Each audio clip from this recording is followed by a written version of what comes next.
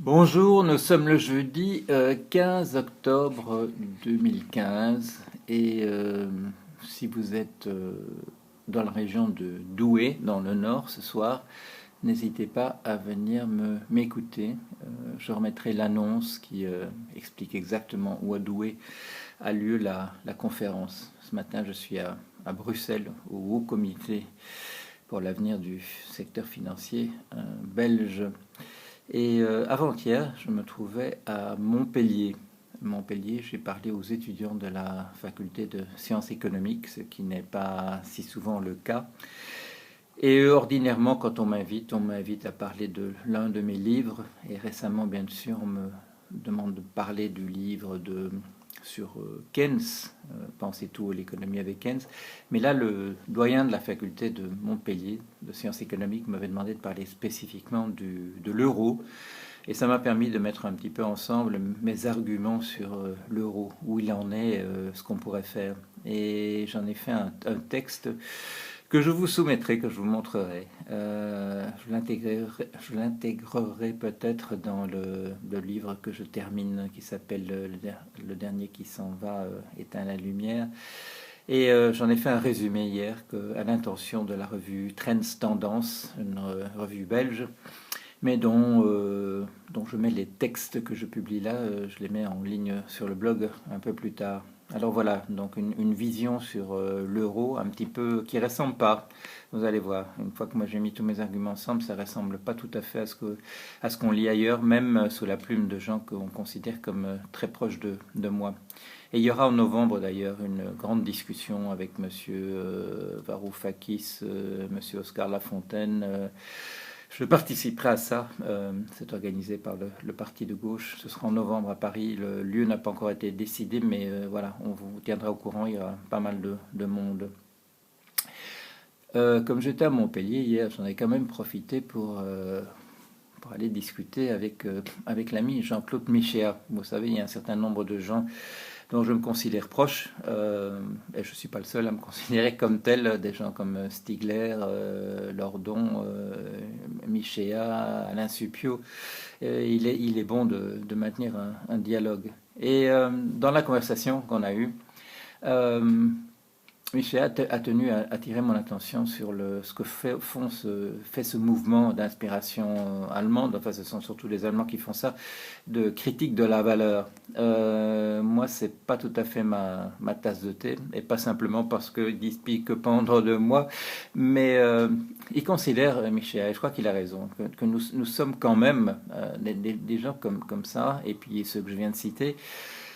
S'il fallait un jour, je ne sais pas, dans 50 ans, nous donner un nom, il faudrait nous appeler des post-marxiens. Des post-marxiens. Alors, pas marxistes, parce que nous ne sommes vraiment pas marxistes, parce que voilà, nous ne sommes pas des disciples de Marx.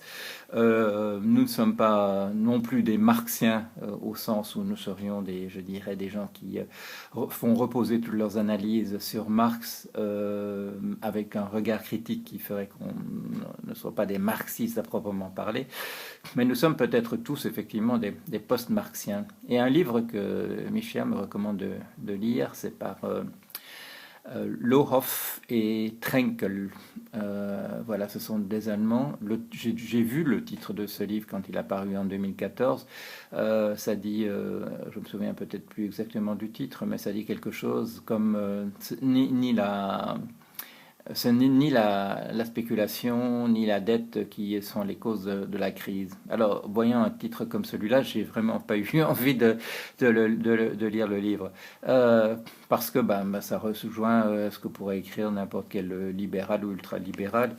La spéculation et la dette jouent un rôle massif dans la crise. Mais, m'a expliqué donc Jean-Claude Michéa, leur analyse n'est pas sans intérêt. Et effectivement, je dirais à une chose près, d'après ce qu'ils m'ont dit, qui est justement cette idée qui est essentielle chez eux, qu'il y a quelque chose qu'on appelle la valeur et qui a un rapport avec l'économie. À cette distinction près, on dit peut-être des choses très très semblables. Mais pour moi, c'est essentiel. C'est essentiel qu'il n'y ait pas cette notion de la valeur. Finalement, ce qui fait, leur intérêt pour la valeur, c'est ce qui transforme, à mon avis, une explication matérialiste, qui est la mienne, en une explication idéaliste qui est la leur. Et là, alors, j'ai répondu quelque chose à Michel. J'ai dit, voilà pourquoi ça peut pas être comme ça. Et là, il m'a dit, oh là, voilà, là, c'est quelque chose, c'est quelque chose d'important. Il faut absolument que tu en parles plus explicitement. Et ce dont il s'agit en fait de cette simulation que j'ai faite, qui a été publiée en 2006 sur le fonctionnement d'un marché boursier. Une simulation qui est ce qu'on appelle un modèle multi-agent. C'est-à-dire que j'utilisais le fait que les langages de programmation nous permettent d'utiliser des classes, et ces classes nous permettent de créer des instances de petits personnages, ce que j'ai fait des clients, des traders, etc. J'ai essayé de faire fonctionner tout ça ensemble, avec des stratégies, sans stratégie, etc. Et la conclusion c'était celle-ci, c'est que ce qui apparaissait, c'était pas du tout une chose que j'avais imaginée au moment où j'ai fait la simulation, d'où l'intérêt d'une simulation. C'est le fait que quand on ajoute de la connaissance aux acteurs, quand ils essayent de deviner ce qui va se passer, eh bien, c'est la catastrophe, c'est le crash. Quand ils arrivent à deviner mieux qu'à pile ou face ce qui va se passer, les marchés s'effondrent. Et alors, me soulignait Jean-Claude Michéa, c'est la destruction totale, c'est comment dire, c'est l'annihilation, c'est la bombe thermonucléaire tombant sur les approches à la Hayek, qui considère effectivement que la connaissance, que le fait qu'il y a des agents qui sont vraiment informés, et ce qui permet à ce que les prix se constituent de la manière dont il faut, et que par conséquent les prix sont objectifs, que le marché est omniscient et ainsi de suite. Et en fait c'est vrai, je n'y avais pas pensé, mais cette petite simulation détruit une fois pour toutes cette approche. Alors, il me conseille très gentiment d'en reparler un peu plus ouvertement que je ne l'ai fait jusqu'ici.